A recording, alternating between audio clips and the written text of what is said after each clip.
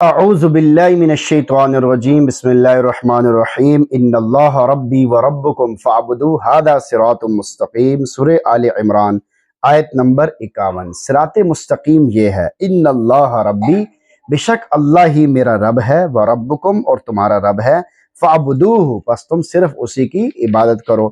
یعنی اللہ رب العزت ہی میرا اور تمہارا خالق ہے، اس نے ہی مجھے اور تمہیں پالا ہے، وہی مجھے اور تمہیں کھلاتا ہے پلاتا ہے۔ جب یہ حقیقت ہے تو ہمارے لیے ضروری ہے کہ ہم اسی کی عبادت کریں اور اس کے ساتھ کسی کو شریک نہ ٹھہرائیں۔ ھذا صراط مستقیم، یہی سیدھا راستہ ہے، یعنی توحید کا اقرار اور صرف اللہ رب العزت کی عبادت کرنا وہ راستہ ہے جس کی سب انبیاء کرام علیہم السلام نے دعوت دی ہے، اور یہی وہ راستہ ہے جو دنیا آخرت میں بھلائی تک پہنچانے والا ہے۔ نقطہ، دو چیزوں کی طرف اشارہ۔ اس آیت کے پہلے حصے میں نظریے کی قوت عقائد کو مضبوط کرنے کا اشارہ ہے جس کی بنیاد عقیدہ توحید ہے، اور دوسرے حصے میں قوت عملیہ کو مضبوط کرنے کا اشارہ ہے جو کہ امر و نہی کی پابندی کرنے سے حاصل ہوتی ہے۔ یعنی قوت عملیہ کیسے حاصل ہوتی ہے؟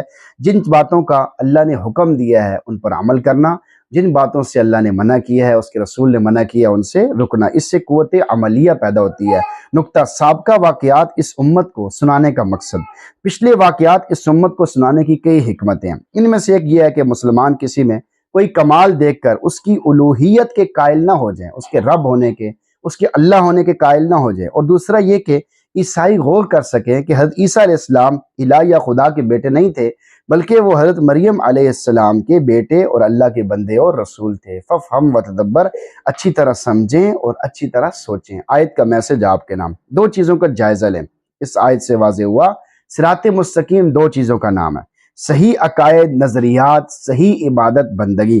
بس ہمیں اپنی زندگی کا جائزہ لینا چاہیے کہ کیا ہمارے عقائد، نظریات، عبادات قرآن و سنت کے مطابق ہیں؟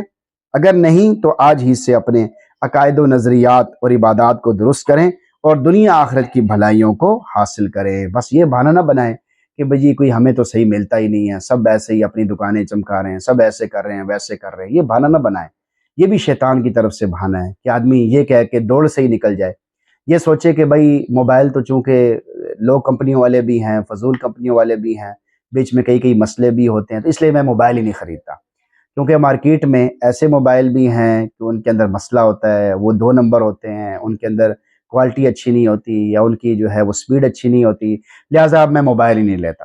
آپ دوڑ سے نہ نکلیں، جیسے وہاں آپ کوئی نہ کوئی موبائل لیتے ہیں، چھان بین کرتے ہیں، چیک کرتے ہیں، اپنا دماغ لڑاتے ہیں، بار بار نوٹ کرتے ہیں کون سا موبائل اچھا ہے، لوگوں کے کمنٹس لیتے ہیں، یعنی بالآخر آپ حقیقت تک پہنچنے کی کوشش کرتے ہیں یا آپ کسی نہ کسی نتیجے پر پہنچ جاتے ہیں۔ تو اسی طرح آپ دین کے معاملے میں بھی کریں، دین کے معاملے میں بس کچھ بہانے بنا کر نہ بیٹھیں، بلکہ یہ بھی شیطان کا دھوکہ ہے کہ آدمی یہ کہے کہ بس مجھے تو کوئی صحیح بات ملی نہیں، ہمیں تو بتانے والے ہی صحیح نہیں ہیں۔ بھائی بتانے والے صحیح نہیں ہیں تو اللہ نے آپ کو بھی عقل دی ہے کہ نہیں دی؟ آپ اپنی عقل کو استعمال کریں، اپنی عقل سے سوچیں کیا صحیح ہے کیا غلط ہے۔ جیسے دنیا کے معاملات میں، دنیا کی چیزوں میں اپنے دماغ کو کتنا آپ لڑاتے ہیں، کتنا سوچتے ہیں، کتنی چھان بین کرتے ہیں، تو ایسے دین کے معاملے میں بھی کریں، انشاءاللہ آپ حق تک پہنچ جائیں گے۔ جب اس بات کی کھوج میں لگیں گے کہ میں نے حق تک پہنچنا ہے، حق کو معلوم کرنا ہے، حق راستے پر چلنا ہے، عمل کرنا ہے، عمل کی نیت کریں گے تو اللہ خود ہی آپ کے لیے راستے آسان کرتے چلے جائیں گے۔ جب آپ کی نیت عمل کی ہی نہیں ہوگی، آپ کی نیت خود ڈنڈی مارنے کی ہوگی، خود دل میں ہوگا چلو بس کوئی نہیں، کسی بہانے بس ٹھیک ہے نماز بھی چھوٹی رہے، زکوٰۃ بھی نہ دینی پڑے، کوئی دین کے کام نہ کرنے پڑے، خود آپ کی اسی لیے تو عذاب ہے، ورنہ تو آپ کا کوئی قصور ہی نہیں ہے، اور اللہ تو کسی پہ ظلم نہیں کرتا۔ اور آدمی یہ کہے کہ جی مجھے تو پتہ ہی نہیں تھا، یہ بات تو وہاں نہیں چلے گی۔ اللہ تعالیٰ فرمائے گا کیوں پتہ نہیں کیا؟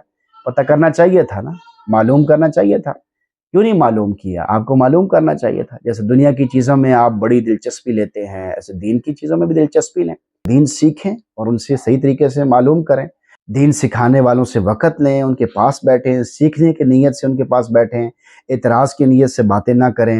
اگر کوئی ایسی بات ہے بھی کہ جو عجیب سی ہے، جو آپ کو سمجھ نہیں آ رہی یا آپ کو اس کے اوپر اعتراض ہے، تو آپ آرام سکون سے پوچھیں نا۔